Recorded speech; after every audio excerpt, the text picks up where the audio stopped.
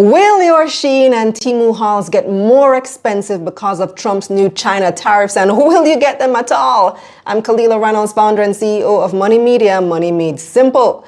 On February 2, U.S. President Donald Trump announced an extra 10% tariff on goods from China. So when you send your SHEIN order to a freight forwarder in Miami like a mail pack or a rocket ship, will you have to pay that extra 10%?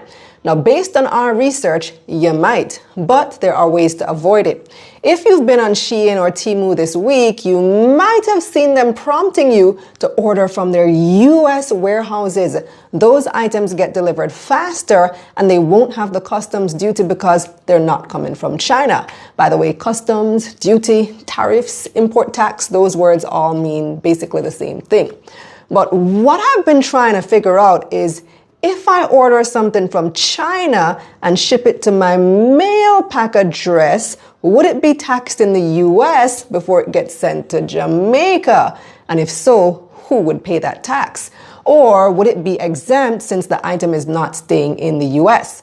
Now, we spoke to one customs expert in Jamaica who explained that it may indeed be taxed in the US because the item has to be cleared before it's sent to the recipient.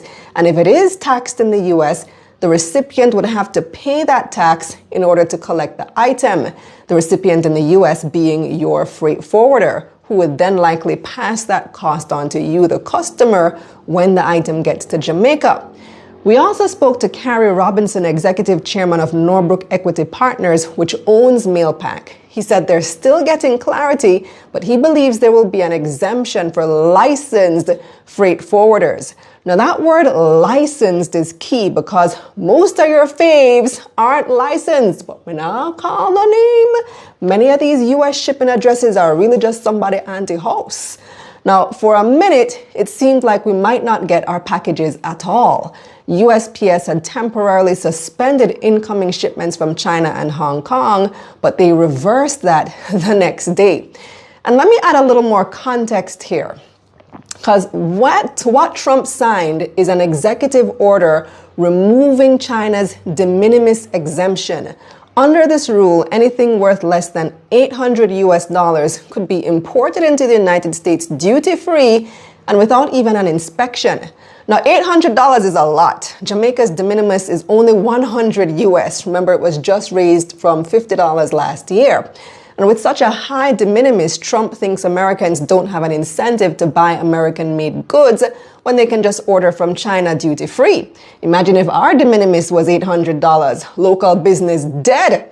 We already saw the impact of the increase to $100 this past Christmas. I went to Halfway Tree Christmas Eve evening, and there were no crowds, no lines, easy parking. I was like, well, this is weird, because I was planning to spend several hours, and I got through in like 15 minutes.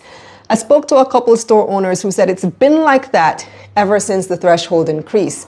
So I raised that just to say I see where Trump's coming from. Americans shipped 4 million packages a day from China last year. Eliminating that $800 exemption will encourage people to buy local, but it will also increase the price of many things for Americans and by extension us in the Caribbean. Now, after 2 days of researching this story, right as I was about to hit record, I got an alert that Trump has delayed the tariffs on China because it was pure chaos at UPS and them trying to figure out how to implement it. I can't keep up with this man. And that's the bottom line. Subscribe to our newsletter for the latest money news. Go to getmoneynews.com to sign up. Let's get this money. Let's get this money.